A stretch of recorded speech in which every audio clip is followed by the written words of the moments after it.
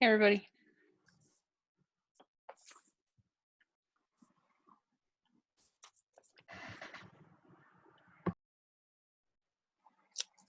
Just give it a second, but I know a lot of people have craziness going on at work right now, it sounds like, so.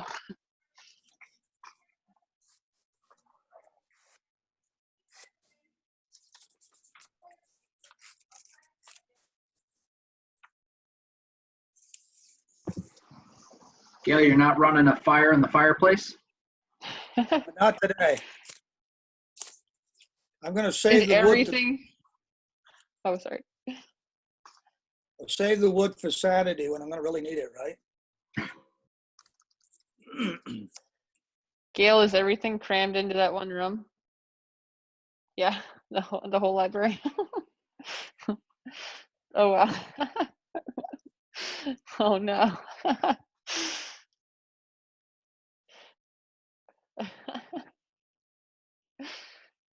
All right, cool. Let's see. Anybody have any additions?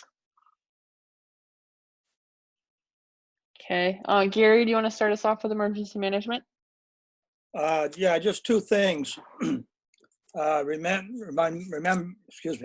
people that there will be another food giveaway Friday at Oxbow. It starts at 11. It's by appointment only. This is going to be different than the ones I've held previously, like the one up to Blue Mountain, different food supply, but that'll be going on starting at 11. I'll be there, and I know some others will be. But anyways, just for your information, they're only allowed there by appointment, so people have to make their reservation. The other thing is, Vermont Emergency Management is now in the process of trying to promote the use of masks, and they're going to do some public service announcements and so forth, but they're printing a lot of posters.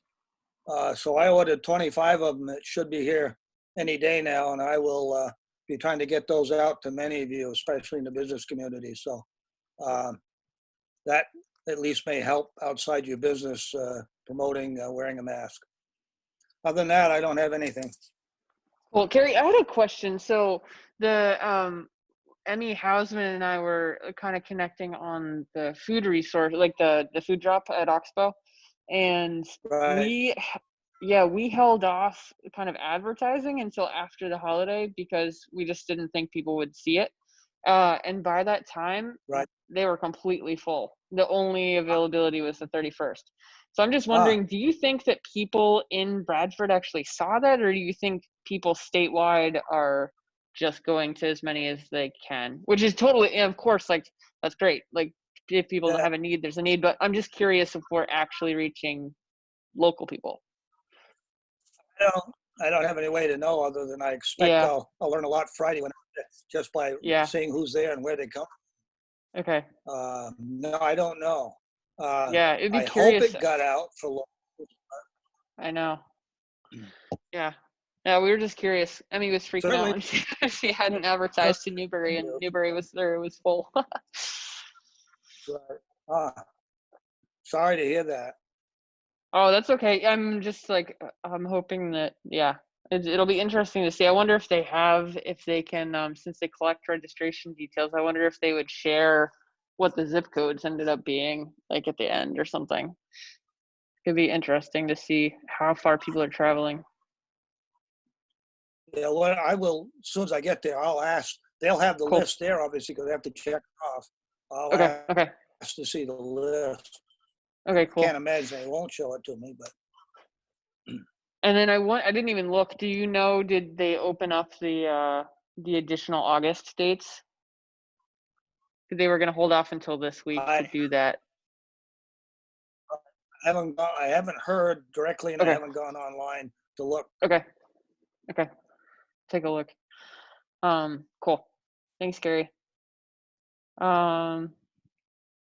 Yeah, I guess actually one thing, Two Rivers reached out because I had shared this mask pickup that was available in Colchester a couple weeks. Like, I think it's kind of ongoing for nonprofits can pick up to like 500 masks.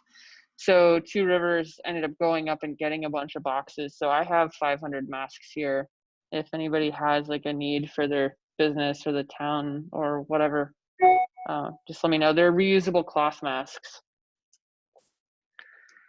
Good. Yeah. And I still have, I just haven't even opened the box, so I still have like 10 other cloth masks that volunteers dropped off. So, communications, I don't think I have anything. That kind of like multi-town website we're still working on. I think that's probably it. And as far as volunteer coordination, we didn't meet. We were supposed to meet the 3rd, but I just skipped it for the holiday. So I think we're meeting again this coming Friday. And I know Ryan can't make it because Hannaford is crazy today, and I don't see Ted. Sarah, do you, or Carol, I guess, do you have anything for the town, and then we'll do Sarah for the state? No, the only thing is we did hire a recreational director, and Okay. he should be starting right off, but Cool. other than that, there's nothing crucial. Okay. Is the park, was that decided? Is that still in progress for The Elizabeth park is going to open when we're able to get the hand sanitizers and everything Yep. to put in there, but until then, no. Okay, cool. Who's the new rec director? Can't remember his first name. His last name is Friedman. I think it's Kim Friedman's ex-husband. If you know Kim. That'd be Eric Friedman. Yes, thank you. I'm here to help. I appreciate it. Well, Sarah, do you have any updates from the state? I'll apologize in advance because there's noisy traffic going by. It's too hot to be inside. The only updates that I have are that most, if not all, of the COVID Relief Fund grant programs are up and the application is available. And so I would just say, if you know of folks who have questions about which application they're supposed to apply for, please, have them reach out to me. I'll put my email in the chat box again, but hopefully at this point you've all got my email address. And the other thing that I wanted to say is that we continue to hear of people who are having trouble getting their unemployment insurance. And this is people who maybe got it for a while and then it stopped for no reason, or they still have lingering issues. And so I'm really trying to emphasize to folks that if you hear of issues with UI, please, please, please pass them along to me, because we've got to give this feedback to the Department of Labor. They have to get this figured out, because we continue to hear about people who've been without income for weeks or months, and it's just really unacceptable, and we want to be able to be on top of it. And if the Department of Labor is sending folks off on their July vacation, we'd like them to get somebody to fill in for them so that we don't end up with a bigger backlog and more desperate people out there. So I appreciate your help, and I'll put my email address in the chat box. Any questions? Well, thanks, Sarah. Let's see. Ashleen's on. Ashleen, food access? Hi, yeah, I don't have a whole lot to report other than I'm working with, I got a young woman from Dartmouth connected with me we connected this morning. She connected with me a couple weeks ago about wanting to create a food resource guide. And so it's just another example of a need to have a resource guide. And what I suggested to her, it's part of one of her classes, and I'm not entirely sure what her objectives are, but that she needs to reach out and do some community work. So what I suggested to her was that she and I will work together on resources that are already available and already functioning, and that she could maybe help with helping to make them more normalized and used more regularly. So she's going to be working with me to connect, and I'll follow up with you, Monique, about the Upper Valley North resource. Yeah, that'd be awesome. Yeah, cool. So she'll be working with that and doing that community reach out. Cool. That's like, I've just been emailing the group to get them to send me stuff, but they're not. So it'd be awesome to have somebody just to like directly email people and say, hey, can you send your 3 sentences that need to go on this site? Yes, exactly. Okay. Yeah. Yeah, I'm like, I don't want to make another resource, but I think we need to put more effort into Yeah, normalizing the resources. totally. Cool, cool. Cool. Thanks, Ashleen. Thank you. And Ashleen, are you seeing, is Little River seeing any increase requests for food at all? I know talking to somebody from Fairleigh, they said their numbers were down, but now they're actually like up to kind of capacity for some of that fresh food that they were handing out. Like before they were ending up with lots of leftovers, but that's not the case anymore. I'm just curious Yeah. if we're seeing that. I'm not entirely sure on the exact numbers, but I know that at Bradford, our care coordinator who delivers meals is pretty at her capacity as far as the amount of food we have and the amount of people that it can be delivered to. Wells River, I have heard an interest in getting more food up there, so we're actually working with Willing Hands to do a kind of like a slingshot method where they deliver to Bradford and then we bring it farther north. I have not heard that though in East Corinth, and I'm not sure if that's because their East Corinth coalition has been addressing that issue, or also I'm not sure about how much time our care coordinator has to dedicate to that type of work right now. So that might be why I haven't heard that out there. Okay, cool. I'd be curious to track it as unemployment runs out if people have been on it as well. Okay, let's see. Ayla, mental health pharmacy. Hi, I have a few updates. We are certainly seeing an increase in the number of swabs that we're doing. We're still able to keep up with the demand, and we're just focusing on doing them Mondays, Wednesdays, and Fridays still. Primarily trying to have them drive up in the Wells River Clinic, but we are certainly testing at all sites. We're still keeping it only to Little Rivers patients right now, although I suspect that as the numbers increase and there is a greater need, we may go back to offering it to outside patients, but that's not the case right now. Compounding the issue a little bit has just been an influx of viral illnesses going around, so there's certainly, we're seeing a lot of that out in the community, and some GI bugs, and of course you add that with the allergy season, and you have a lot of patients with a lot of symptoms, so that's been challenging.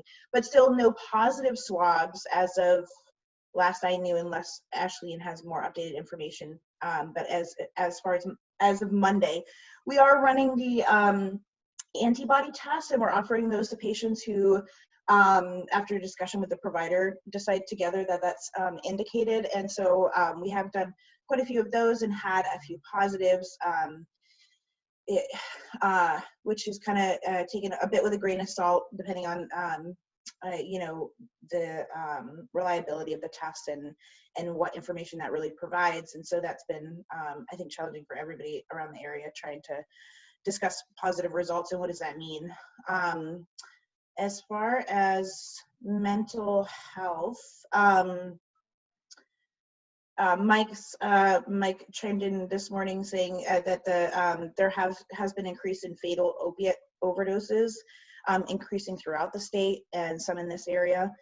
So it continues to be a trend. It seems to continue to be a trend that we haven't seen in a while. And we just want to remind people that Narcan is available confidentially from all 3 clinic sites. So that's something that people are encouraged to reach out to us for, and we can also provide training for that. Otherwise, I think everybody else touched base on the importance of just reaching out to our patients and having open discussions about, continuing to wear masks and social distancing, and that's certainly been tough with the holiday weekends and businesses opening back up. So we're trying to do the best we can with that. And also encouraging our patients. It's summer, a lot of people are calling in. Our COVID nurses are still fielding quite a few calls, triage calls. A lot of them have been about travel restrictions and questions surrounding that. So we're, of course, directing people to the State of Vermont website or 211 to get information, and reminding people, if that's discussions that others are having about travel restrictions, is that the maps change from day to day, and we certainly have seen people in positions where they went on vacation for a week and then it became a high risk area and they were forced to quarantine when they came back. So you know, just reminding people that if you leave the area to check frequently. That's a good point. Actually, maybe that's something I should put a link directly on the town website and on the Facebook group to the map, because I know I have to click around a few times to like remember where it is every time I go to look for it. Yeah, yeah, and I think people just don't know to check, and it's certainly not on their radar while you're on vacation to be, you know, looking at maps, and they, you know, would not know unless they checked. So that's Right. yeah. Okay. Hey, Sarah, you have your hand up. I do. I just wanted to ask Ayla a question. I'm just wondering what the policy is on when you are testing people. I know you said that you have to be a Little Rivers patient, but I've gotten some inconsistent reports on testing, that some people were tested and others were told that they couldn't be tested unless they had symptoms, even though they had just, you know, within the last week returned from travel. And so I'm just wondering who's setting the policies about who you'll test. Yeah, sure. That's a great question. I think, you know, it's been difficult because our policies certainly, you know, changed with the needs and kind of where we've been at from week to week. So we do have a COVID board that meets every, a group of employees that meet every Monday and Friday and discuss, you know, the week going forward, what we expect to do and that sort of thing. We do have 2 triage nurses that are full-time just doing primarily COVID calls. And so typically if a patient calls with those types of questions, we direct them to those 2 nurses so that we are delivering consistent reports and information. And if they're, you know, if that's I guess I can say interesting that that they traveled outside of the area and were not offered tests. I'm not sure what happened with that, and I certainly apologize for any confusion out there. But yeah, we encourage everybody to contact us, and then the triage nurses try to based on the situation make the best determination. Ayla, I had another Thanks. question as well, kind of along Yeah. those lines. I heard that we are not testing people under the age of 18, and also that Cottage is not either, and neither is the Woodsville Rite Aid. So I've heard of a couple kids trying to get home from like college or camps or something like that, and they can't get tested if they're under 18, not even with an adult attendee or whatever. That actually I have not heard, so I will certainly look into that and get back to everybody about that to confirm. I have not heard that yet. That doesn't, and I haven't seen that in any kind of organizational information distribution. But yeah, let me get back to you on that. That would be a new development. The other thing that I mean I do want to mention too is that right now the lab that we work with and most labs are seeing such an influx in the tests that results are taking up to 7 days, which can be really difficult, obviously, for a lot of people. So in more urgent cases, healthcare workers, that sort of thing, we are occasionally referring down to Dartmouth to have it done there because they have a 24-hour turnaround.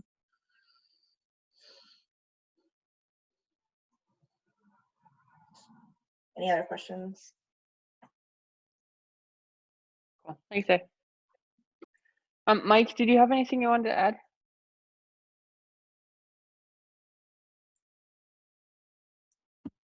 No, Ayla covered the overdose increases that we're seeing around the around the area. So that was all I had. How has I know in a previous call we were just talking about like support for mental health. Like how has that been going?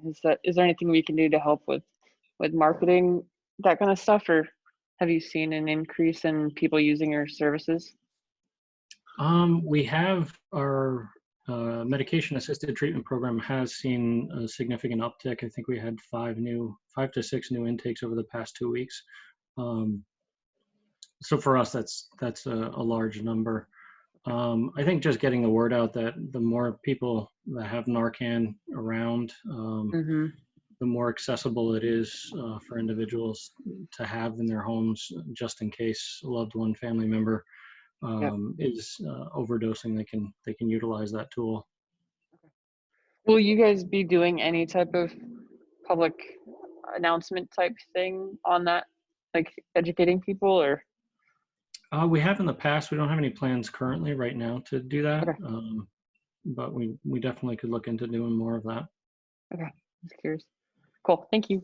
You're welcome. I know Aaron can't be on, and I don't see Marvin. I don't know that we have any updates business-wise. The business association has been meeting, still on Zoom. Oh, Patty, yeah, Patty's on. Are there any updates from like the PPP or anything? Because I think it was extended. Yes, Brian had mentioned it a couple of weeks ago that he thought it was extended, and we finally got word that it was passed. So it has been extended to August 10th. So Okay. we are still accepting applications. If anyone's out there that needs it, we can Okay. still accept applications from them. So yes, August 10th is the new deadline. Okay, cool. Awesome. Let's see. I don't see Carol. Oh yeah, Carol Freeman is not on, but she didn't have any updates. But Mary Ann, did you have anything you wanted to share? No real updates here. We are Counseling on Aging has put in protocols for outdoor visits in emergent situations, and I presented a couple to my supervisor, and I was told those weren't emergencies. So Okay. I think pretty high threshold for when I'll be able to get out and see a person, but Okay. the option is there. Okay, cool. Let's see. And then I guess we're on schools. I don't see Bruce Danielle.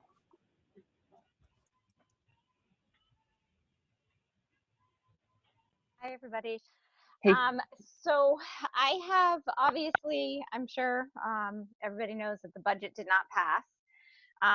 So we're working pretty crazily in the background, trying to sort of reconfigure, see if there's ways that we can tweak the budget and create some reductions. It's definitely a challenge, and it is definitely, I will easily say, probably the most gut-wrenching thing that I've been through as far as a board member, for sure. I've never had to deal with a situation where we're making cuts in this type of an environment. So it's pretty hard, especially when you know that the needs are going to be so great when students come back to school in whatever format that looks like. So and not that I don't understand where the community is coming from. I do. I think everybody knows that it's not an easy situation to be in. But so that's happening in the background. We do have our OUUSD meeting tonight to sort of go through some of the information from the building administrators, and then also from Emily as far as recommendations as to where we can go. It's hard because we're also at the same time getting information about increased costs of the potential setups for next year as well. So, some of the guidelines are definitely going to increase costs. So trying to figure that all out and where it's going to land. And then I did want to mention, I know we were talking a little bit about, I wanted to give you guys a timeline on that whole budget situation. So tonight the OUUSD meets. The goal is to sort of come up with a charge to take to the OESU board, which is that meeting is tomorrow night. So we're going to come with recommendations to that board as far as if the OESU budget can make some adjustments to ease the costs on the local district budget, and that's definitely been received well. So I'm encouraged by that. And so we'll make that presentation tomorrow night at the OESU board meeting. Then the OUUSD board will meet again next week. And at that point, we're hoping we really need to have sort of a final number so that we can put out a second warning for the budget number. It has to be warned no more than 40 days, but no less than 30 days prior to the vote date. So we're looking to vote like the last week in August or the 1st of September for that, the revised budget. So that's sort of our timeline. I know I'm trying to get information out there, but with vacations and just the amount of work that's going on in the background, trying to get a formal agenda and get it out as quickly as possible has been a bit of a challenge. So I'm hoping to get that out earlier next week or this week, so people will know what's coming up next week. And then we'll have hopefully a regular board meeting in August at some point. So that's sort of the timeline for that process. And so that's that piece. The food situation, you guys were talking about that. And one of the things that as board members we've talked about is wanting to try really hard to keep provision 2 in the budget, because I keep hearing from so many different sources that the food insecurity is a concern. And so as board members, we've sort of said we want that to be like the last touched thing. If we have to make cuts, we want to try and keep that in. And Bruce had sent out an update to me, I think actually on Monday, about where we stand in qualifying for provision 1, which is that it's actually just completely federally funded, and we don't have to do the whole provision 2 piece, which is community funded. And so this is something I would like to try and maybe talk to you a little bit about, Monique, and some of the other people, about letting people know what resources they have, because right now we're at, we need to be at 40% usage of the sort of food insecurity systems. So using the 3 squares, the free and reduced lunches, all of those items that are available to our communities. And if we meet that 40% threshold, then we automatically can get access to that provision 1. But we have not seen an increase in those needs yet. So we think there is an increased need, but people just either don't know that they're, can apply or can use those resources, or aren't doing, just don't know how to get access. So that's something that we're talking about, trying to figure out how to get more of that information out there. And certainly I could use any information on how to do that through the school systems and trying to get people in there. So that's and then, I mean, that would be a huge chunk of the budget too, right? Like that would be a game changer. Yes. Oh my gosh. Yeah. So provision 2 is roughly right now it's budgeted at $195,000. It could be more than that. It could be less than that. That's just sort of a placeholder at this point. We really it would be a total game changer. And we know that there's people out there that are, in need and just maybe don't realize that the resources are there. So it's a lot of campaigning. And right now it's not an easy time to try and inundate people with information, especially parents who are just really looking to find out what school's going to look like next year, let alone all of those other pieces. So it's hard to sort of find that balance of how to get them the information without overwhelming. Yeah, although there also may never have been a better time to try to make them aware of the resources. Absolutely, yeah. So, I think, we were talking about it, it's not so much of getting the information out there, but better publicizing the information that is out there, right? So, yeah, definitely. So anyway, so that would be great if we can let people know what those resources are. But either way, I feel pretty confident that somehow we'll come up with something to make sure that that food security piece is managed, so that we can sort of maybe take a little bit of pressure off. Hey, Danielle. Okay. One of the things that I see, because I deal with Title I quite a bit, and schools trying to get Title I funding and that type of thing, and there are schools who have a more affluent population that are able to get Title I because they actually have coordinators that are going out and getting the paperwork filled out by the families. Probably a lot of the families don't realize that by not filling out that paperwork, it's impacting the entire community. So, maybe a call out from the school, the robocall, and then trying to find somebody either on a volunteer basis or somebody at the district that can coordinate, just to get out to those families. Especially, I think every school kind of knows the families that are in need, kind of cross-referencing the ones who have filled out paperwork, and for those who haven't, at least aggressively trying to, email or phone calls to say, hey, is this something that we can get filled out? Because I think there's a stigma attached to it, and it's a question of making sure that people understand that it's not just that family, but it impacts the overall community. Yeah. And, sorry, go ahead. No, I was just gonna say, I totally think it's worth at this point saying like it actually could have a huge impact on your tax bill. Yeah, totally. Well, and the hard part is so we've had some years where we've had really great luck getting the forms filled out, and that's because we've done sort of an open house at the beginning of school, and we had somebody standing there handing them a pen and the application and saying, this isn't just about free and reduced lunches, it's information for the state to figure out how the funding goes to our schools, and, you know, really trying to educate people. In those years, we had great turnout, and our numbers were really accurate, or we felt like they were pretty accurate.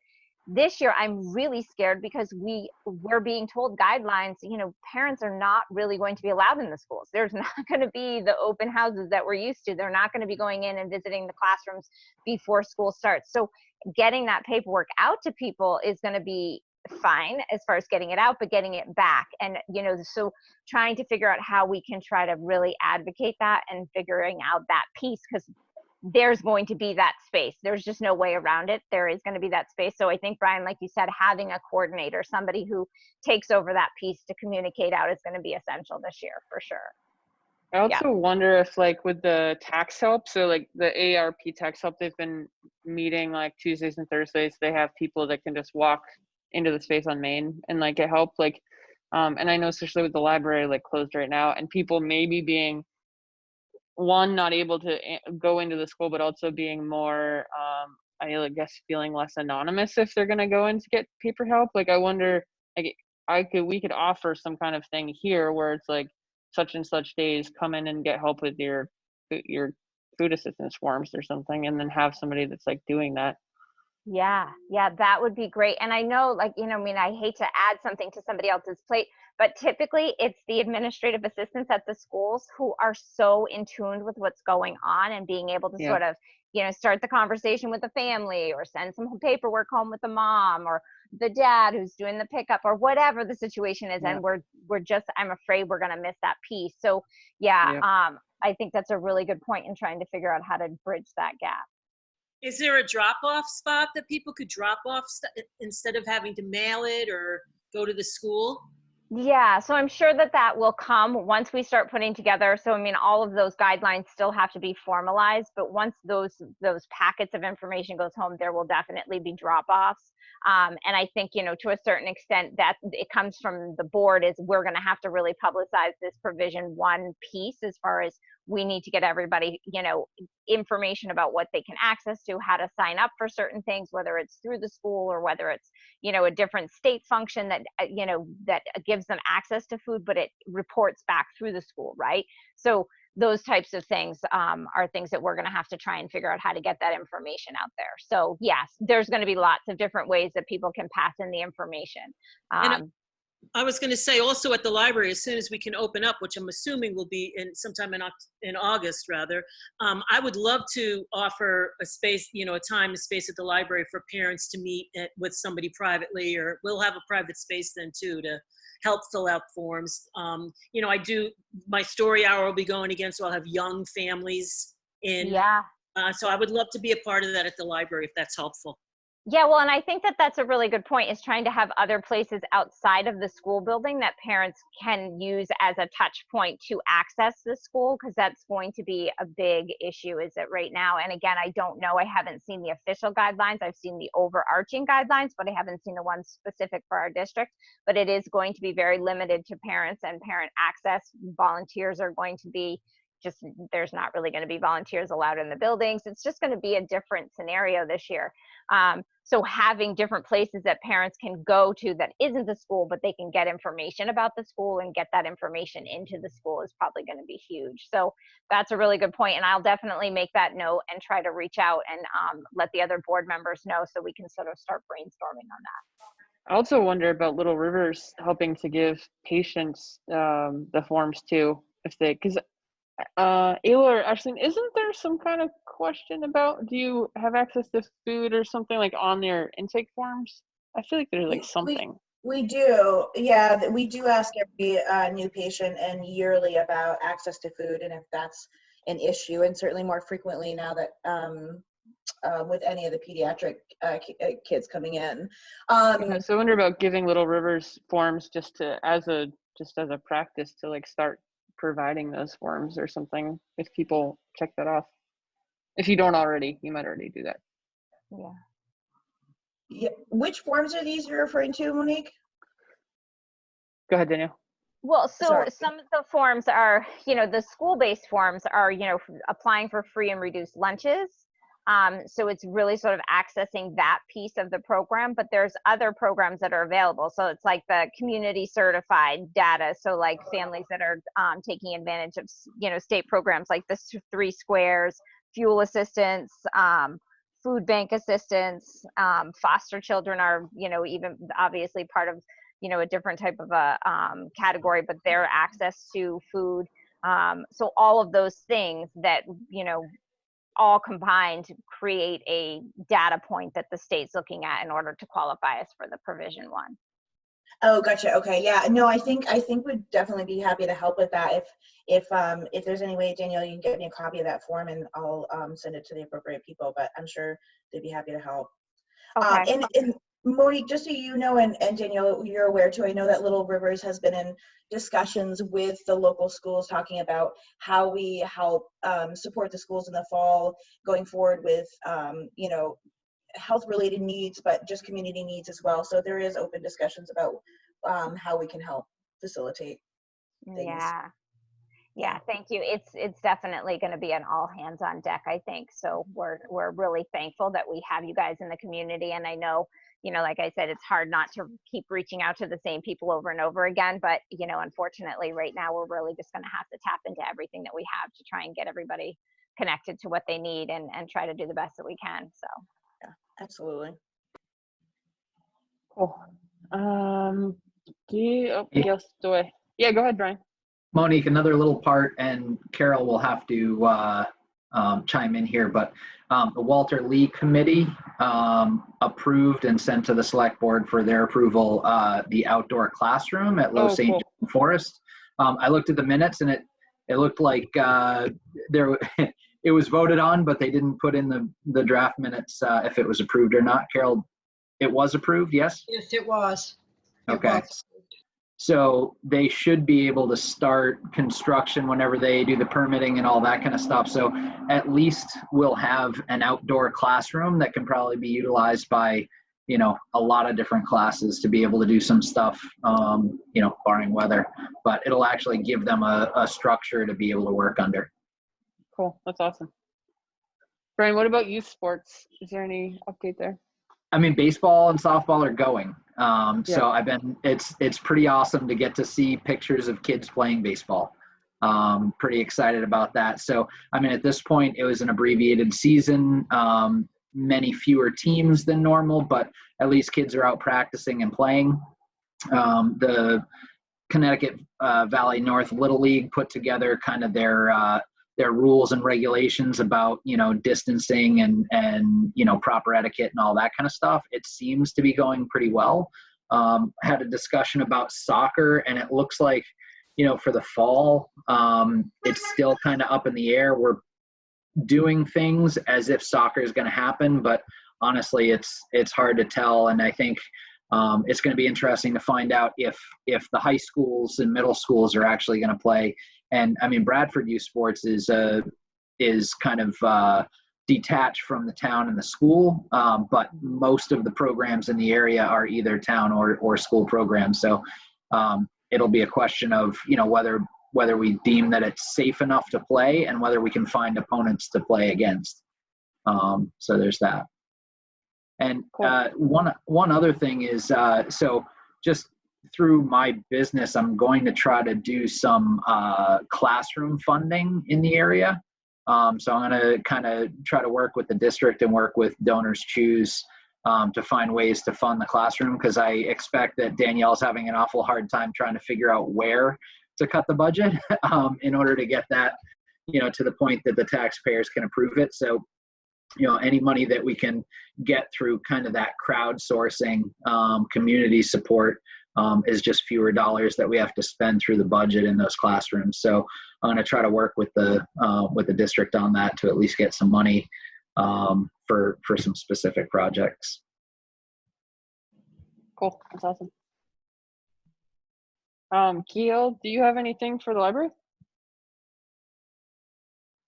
things are pretty crazy around here. There's holes in walls and floors, and watch where you walk.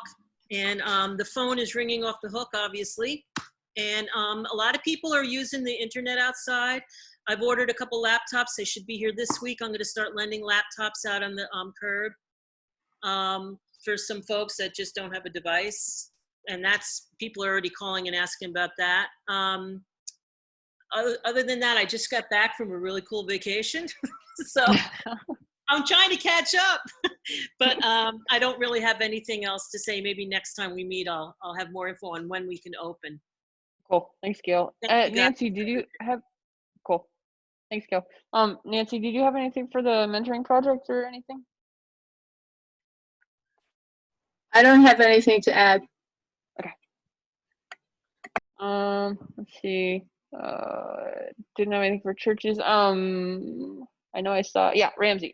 Ramsey, did you have anything to share? I don't have as much detail as I would like because I haven't had any time to read up on it since Monday. I was out last week and I've been catching up with everything I had to do for the last 2 days, and today is my day full of meetings. But there is CARES Act money for prevention, for housing, and also for mortgage assistance. So there's some contact information, and I think Monique, you probably already have. Do you already have that information? I've been sharing whatever the state's been putting out on, like, Okay. I've been putting on Facebook, like if Yeah. I think ACCD or something shared something. Yeah, because I could send it to you if you don't, but I think I saw something that you sent. So okay.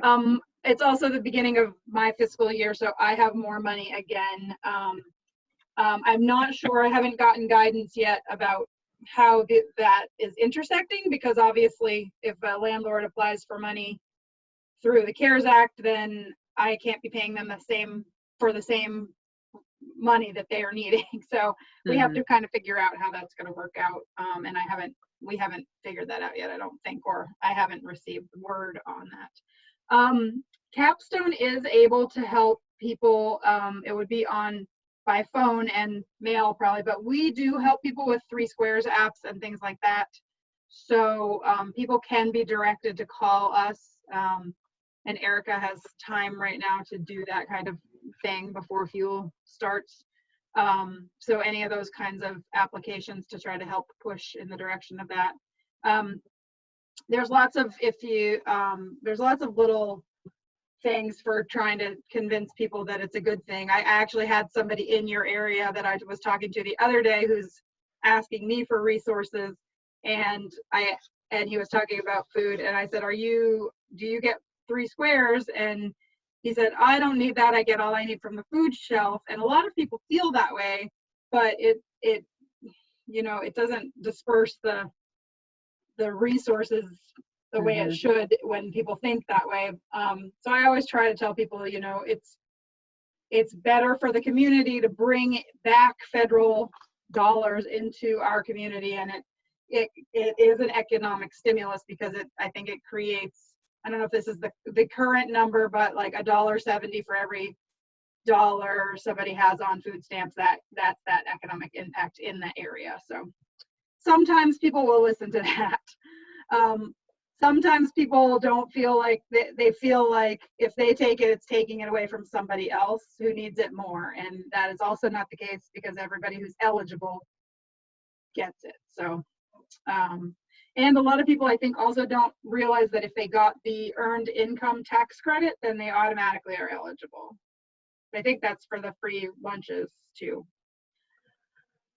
Ramsey, I wonder if we should do like a Facebook, just a conversation at some point on like a live stream video where like you just for resources, somebody like me the questions that like all this stuff, and like I just ask you and then you just say what you just said. That's fine. I mean, maybe doing it with a couple different from different sectors, a couple different providers for different things, so that people okay. Let's give some heads up so I can like polish it. No, totally. I was just thinking like getting you and like somebody from Vermont Food Bank and Hunger Free Vermont or something to like just go through those talking points you just said. Who do the people who do the 3 Squares There's usually an annual like training, and Okay. they have really good tips about Okay. dealing with reluctance of people signing up. Yeah. And also some good tips for people about how if you need those resources, how do you utilize, like if you get food stamps, some people are the opposite. They use the food bank as their last resort, but some people, if you think about it and you go to the food shelf and you get the things that you can get there, because you can't always get what you could get with your 3 squares at a store, and then you can supplement instead of spending all your 3 squares money and going to the food shelf like as an emergency measure, kind of build that in and go to the food shelf, get the things you can, and then build around that for the things that you are, the things you're missing. Yep. But yeah, so as far as housing, I hope that next time we meet, I'll have more information, but there is money available in different forms right now. It's just a matter of kind of coordinating it. There is some proposals going out for trying to do some rehabilitation of some places, and I believe some landlords in your area have applied or have expressed interest. I think Down Street is potentially applying for some funding that can go to rehabbing and getting back online some rentals that might not be available right now. So we have some farm to family coupons that people should call our office and request information about. We were doing it all by mail, and we usually have a limited amount in Bradford because we haven't been able to push it very well. I don't, for whatever reason. So if people are interested, they can just have them call our office. And that's $30 of farmers market coupons. And some people are reluctant in that area because Bradford doesn't really have a farmers market anymore, but Cedar Circle will take them, and a lot of people go to Chelsea or any farmers markets that are available in the state they can go to. So can you email me a little blurb about that, Ramsey, and I can share it? Okay. Yep. Cool. And that's all I have. If anyone has a question. Cool. I have 2 things, and then I see Marianne's hand.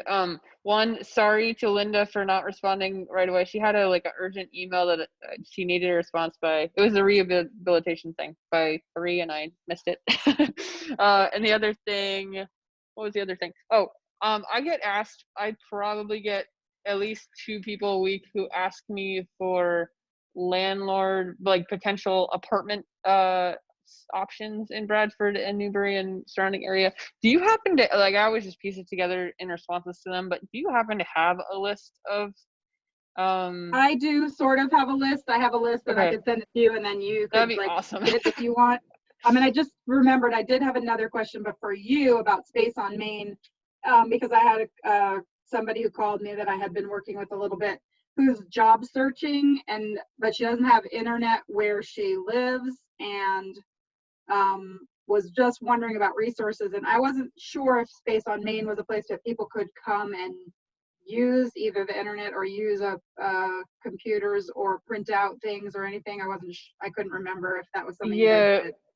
I would probably, we have internet, but it's for membership cost. The better would be the library, which Gail has computers she can let people use, so that would definitely be the better resource, and they have a printer, and yeah. All right, great. And Marianne. Yeah, thanks. I'm sorry if I missed this information, but I'm wondering if I heard that the governor is going to extend our emergency situation out another month. Is there any word on evictions, or does that mean that evictions can't take place for another month, or are they going to let landlords start evicting people before that? Does anybody heard about that? I haven't heard an update this week. I missed yesterday. Nationally, and I don't know if it only pertains to HUD-funded places right now, but the moratorium on evictions is supposed to be for a year. However, that doesn't mean that the landlords can't send the notice to quit and those things. I feel like they're gonna And that's for non-payment of rent. They can evict for other reasons if it's like a safety reason, or if there's problem. There can be reasons, but they also have to be they have to make it into court, and it sounds like the court system is going to be fairly backed up for quite a while unless it's an emergency. So people might get notices that they're like the notice to quit, eviction notice type things, but they are unlikely to probably proceed with the court process. And I'll try to find out some more specifics, but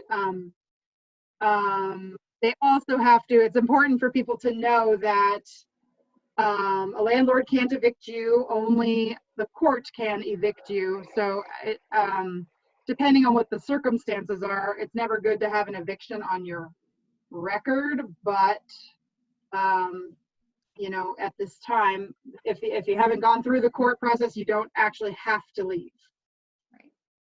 Okay, thanks, Ramsey. Yep. Cool. See, and I haven't received any updates from Mike from transportation, so I think that's probably the same. I think everybody is gone. Does anybody have any general questions for each other or anything?